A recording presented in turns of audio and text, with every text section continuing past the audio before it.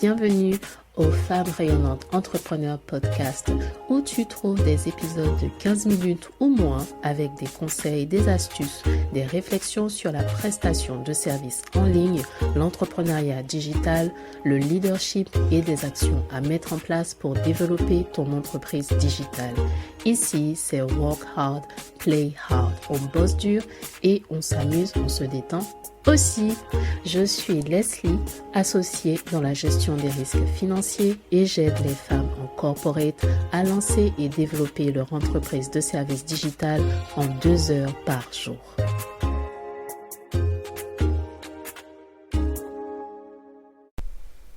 Hello rayonnante, bienvenue pour ton épisode d'aujourd'hui où je t'enregistre cet épisode avec pas beaucoup de motivation.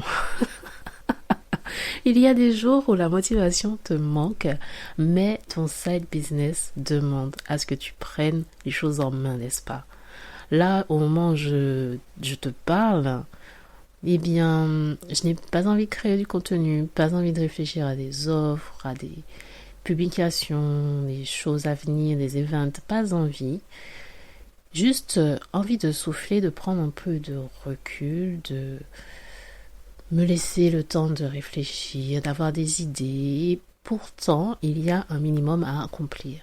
Parce que ton side business ne s'arrête pas quand toi, tu as la flemme. Il faut se le dire. Il y a des choses, il y a une partie que tu as quand même envie de garder en action. Parce que tu vas pas prendre une pause chaque fois que tu as la flemme et pas abandonner juste parce que tu as la flemme aussi. Et ça, c'est la réalité du business. Quand tu choisis de te lancer, il y a des aspects d'activité qui doivent avancer, que tu sois là ou pas. Idéalement, ce serait ça. Mais au départ, c'est juste toi. Donc, il faut pouvoir trouver un moyen d'avancer, même lorsque tu n'as pas forcément la motivation.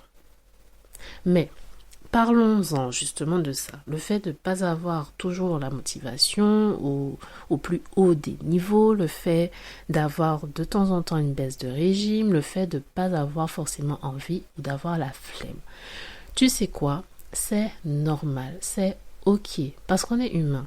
Parce que parfois, oui, ton énergie fluctue, parce que les hormones aussi jouent leur rôle, les aléas de la vie, les choses à gérer en dehors de ton side business, parce qu'il n'y a pas que ça. Il y a des choses à faire, il y a des choses que tu as envie de faire et pour lesquelles tu as aussi envie de prendre du temps et aussi envie de prendre du temps pour toi. C'est tout à fait humain et c'est ok. Maintenant, que faire dans ces moments-là? Comment faire pour que ton side business avance quand même un peu? Comment faire pour pouvoir peut-être souffler si tu en as besoin sans te sentir coupable, sans sentir une culpabilité parce que tu sais que tu n'utilises pas forcément ton temps là où tu devrais. Comment faire dans ces moments-là? Eh bien, pour moi, je pense que ce qui est important, c'est de se concentrer sur l'essentiel. Ça ne sert à rien de chercher à être ultra productif, de faire une lutte contre toi-même quand tu sens que tu es un peu dans cette période, dans ce moment où la motivation n'est pas au plus haut. Tu peux tout simplement te concentrer sur l'essentiel, un post, une publication, un email, un petit quelque chose qui te donne déjà le sentiment d'avoir accompli quelque chose, d'avoir réalisé peut-être juste 1%.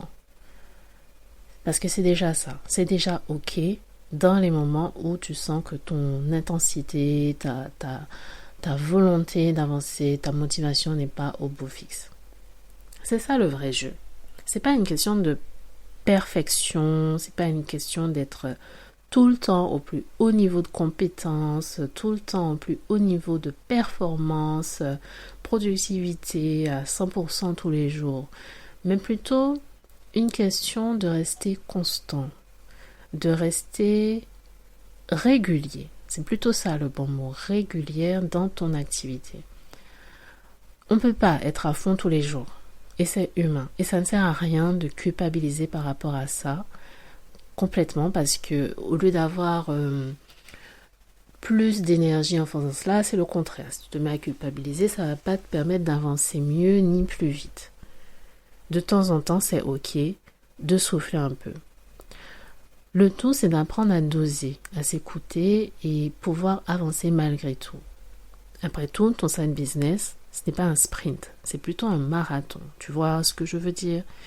C'est d'ailleurs ce que peu de gens vont te dire quand tu te lances. On parle de stratégie, de visibilité, d'offres irrésistibles, de marketing, de copywriting, mais on oublie de parler de l'état d'esprit, de comment tu te sens en fait, comment tu vas.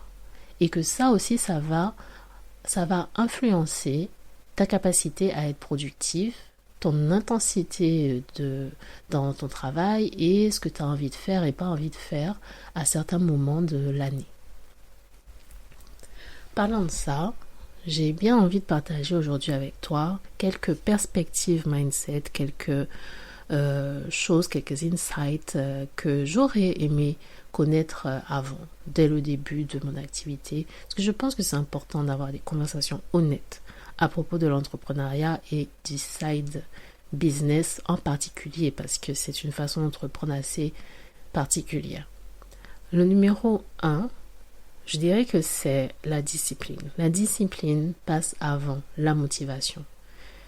Et ça, c'est extrêmement important de le comprendre dès le début. On peut avoir une idée, on peut avoir un élan de motivation au début, mais cette énergie dans la nouveauté, dans le fait de créer quelque chose de nouveau et tout, ça va forcément s'estomper avec le temps. Parce que c'est pas ça qui te permet de continuer dans un projet, de continuer sur un entrepreneuriat, dans un objectif en fait. Attendre d'être motivé ou penser que tu vas rester tout le temps motivé à 100%, c'est une illusion. Attendre d'être motivé pour agir, ce n'est pas une stratégie, c'est pas très efficace. C'est le meilleur moyen d'ailleurs de ne jamais avancer. Et ce qui fait la différence, c'est la discipline. C'est le fait de forger cette discipline. Elle ne va pas forcément se faire comme ça ne vient pas tout seul. Mais c'est pouvoir agir, ne serait-ce qu'un petit peu, même lorsqu'on n'en a pas envie. C'est là que tu forges ta réussite. C'est ce qui te permet d'obtenir des résultats sur le long terme. Oui, on peut avoir la flemme, mais pourtant, ça ne devrait pas t'arrêter, ça ne devrait pas t'empêcher de construire ce que tu veux construire, si c'est vraiment important pour toi. La discipline avant la motivation. Alors bien sûr, il y a des petites choses que tu peux écouter, des choses qui peuvent te permettre de te remettre dans la bonne énergie, d'avoir un peu plus de motivation. Si tu écoutes un podcast, si tu écoutes une vidéo qui t'inspire sur le moment pour te donner ce petit boost, ce petit élan pour te permettre de t'y mettre. Et ça, c'est tout à fait ok si la motivation ou le petit push que tu recherches vient de l'extérieur. Mais cette discipline, ça vient de toi. Ça vient de toi parce que tu sais pourquoi c'est important pour toi de bosser sur cet objectif. Donc, forge ta discipline avant ta motivation. Parce que la motivation, ça vient, ça va. Mais la discipline, c'est toi qui la forge. Ensuite, je voudrais te dire aujourd'hui que ton side business, il ne faut pas le voir comme un projet temporaire, comme un truc que tu testes comme ça. Ça aussi, c'est un shift dans ton mindset, une perspective qu'il faut changer si tu veux pouvoir avoir tes premiers résultats et même de meilleurs résultats par rapport à où tu te trouves aujourd'hui. Si ça, c'est ton objectif pour l'année, alors reste avec moi. Parlons de ce shift, de ce changement de perspective. Ton business, ce n'est pas un projet temporaire, ce n'est pas un truc que tu testes, un truc que tu fais comme ça. Si tu le traites de cette façon, eh bien, ça restera toujours à ce stade. Et ça, tu vois, c'est quelque chose qui m'a pris très longtemps pour le réaliser. C'est des choses que j'aurais aimé qu'on me dise longtemps avant. Mais en même temps, même si on te le dit, je pense que tant que tu ne l'as pas vécu, tant que tu n'as pas été dans cette situation où tu te rends compte qu'en fait ta façon dont tu vois ce side business n'est pas alignée avec la vision où tu vas, mais tant que tu n'as pas vraiment réalisé toi-même, même si on te le dit, je pense que ça passe un peu au-dessus. Et c'est ok. Mais je te le dis quand même, peut-être que ça fera un peu son chemin dans ta réflexion aujourd'hui. La réalité, c'est que quand tu considères quelque chose, quand tu le considères comme étant une priorité, un objectif important pour toi, c'est pas la même chose que lorsque tu le fais passer en second plan. Quand tu le fais passer en projet comme ça, quand tu as le temps, tu feras. Parce que ça change tout dans la régularité que tu vas avoir, dans la constance que tu vas avoir, et ça joue sur ta discipline, bien sûr. Ce dont je parlais tout à l'heure. Non seulement la motivation, mais surtout la discipline. Donc, si pour toi c'est important, il faut commencer à le traiter ton entreprise, ton side business comme étant quelque chose d'important. Commencer à prendre cette dimension pour que ton side business puisse prendre cette dimension concrètement. Il faut pouvoir lui donner cette priorité. Donc ça commence par un réel investissement pour toi et réaliser que c'est un investissement pour ton futur, ton side business. Et quand je parle d'investissement dans le futur, attention, je ne dis pas qu'il faut juste bosser, même quand t'as pas envie, bosser, même si t'as la flemme, on bosse dur, etc. Oui, il y a une part de hustle, on va pas se mentir, il faut pouvoir bosser pour concrètement réaliser les choses. Mais après, ça sert à rien de se mettre non plus la pression ou de se fatiguer, parce qu'au final, on n'aura pas les résultats que l'on souhaite. Donc, ce qui me permet de venir à mon troisième shift, mon troisième changement de perspective, c'est que la façon dont tu vas travailler, la façon dont tu vas bosser compte. Ce n'est pas tant le nombre d'heures que tu vas mettre dans ton side business, mais c'est ce que tu vas faire concrètement dans ce temps que tu accordes à ton side business qui compte. Bosser, oui, il faut, hein. On va pas se mentir, hein. L'idée de se dire oui, pas besoin de bosser beaucoup, etc., c'est une illusion. Tu peux mettre beaucoup d'heures, mais faire des actions qui sont inutiles, ça ne te permettra pas d'avancer très loin. Et tu peux très bien bosser seulement 2 heures par jour et faire que les choses essentielles et faire avancer tes projets, ton business. Et tu peux effectivement bosser beaucoup d'heures et faire des choses essentielles et avancer très vite. Mais ce que je veux dire, c'est que ce qui est important, c'est la qualité des activités, la qualité des tâches que tu vas mettre dans le temps que tu vas accorder à ton side business qui compte. Pas forcément le fait de travailler beaucoup, pas forcément le fait de travailler très peu, mais le fait de travailler de bosser sur les choses qui comptent. Éliminer les tâches inutiles, se concentrer sur ce qui compte vraiment, fait la différence et du coup t'évites de te sentir épuisé, évite d'avoir cette fatigue ou d'avoir la flemme puisque tu vois que les choses progressent. Ça aussi c'est important. Autre chose importante à considérer, c'est que le succès de ce que tu entreprends dépend de ta capacité à vendre. Mais pas que la vente. Il y a plein de choses en fait que tu dois pouvoir maîtriser. La vente, le marketing, les réseaux sociaux, répondre par ici, écrire des emails par là, gérer l'image en ligne, mais travailler aussi sur ta visibilité, donc être présent sur d'autres plateformes, échanger avec des gens pour pouvoir faire bouger ton réseau. Ça fait beaucoup de choses qui ne sont pas directement liées à ce que tu veux vendre, à ton expertise, pas forcément liée à la partie la plus fun pour toi qui est de délivrer ce que tu veux délivrer à tes clients. Et ça, c'est important de le savoir, c'est une perspective qu'il faut garder en tête sur ton business si tu veux pouvoir avancer. C'est prendre conscience que faire bouger ton side business, c'est pas uniquement faire ce qui te plaît. Il y a aussi une part d'actions qui sont pas les plus motivantes ou les plus enrichissantes pour toi. C'est pas forcément les choses que tu kiffes le plus, pourtant, c'est nécessaire. Et là aussi, ce qui aide par rapport à ça, c'est la discipline. C'est à ce point que c'est important d'avoir la discipline dans ce que tu veux faire. La discipline comme la patience aussi. La patience, c'est une arme redoutable. Une marque ne se construit pas en 3 jours ou 1 mois.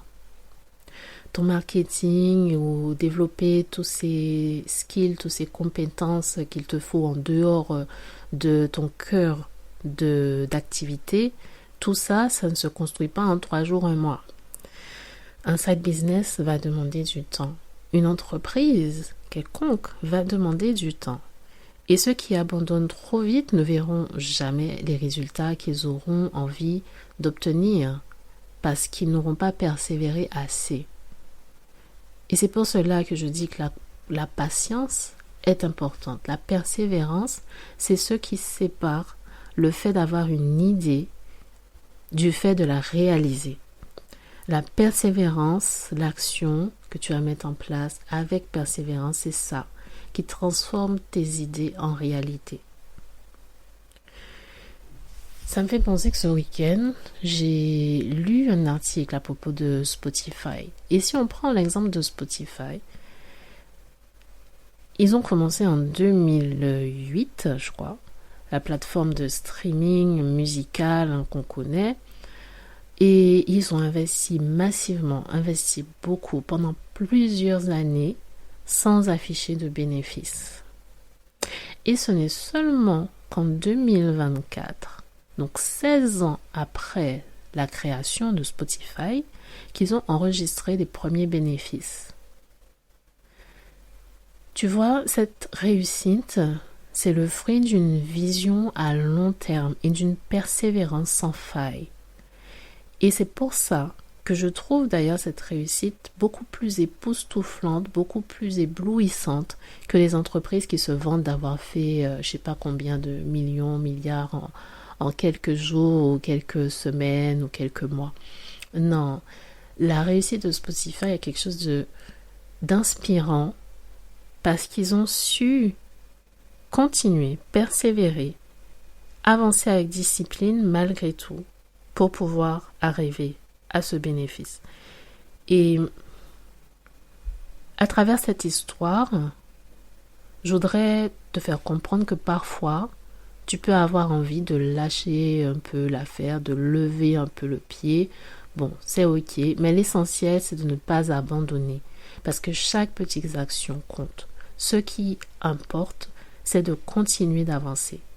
Un pas après l'autre, même un petit pas, c'est déjà mieux que rien. Ne laisse pas les baisses de motivation te détourner de ton objectif. Ne laisse pas la baisse de motivation être un frein pour ton développement, être une source de regret. Au contraire, arme-toi de discipline pour que chaque effort que tu fais, aussi minime soit-il, que ce soit juste 1%, ce soit déjà ça qui te rapproche de ta réussite. Il est temps de rayonner en ligne. Merci d'être passé, d'avoir écouté et si tu souhaites aller plus loin, tu peux visiter le site internet www.femmerayonnantes.fr.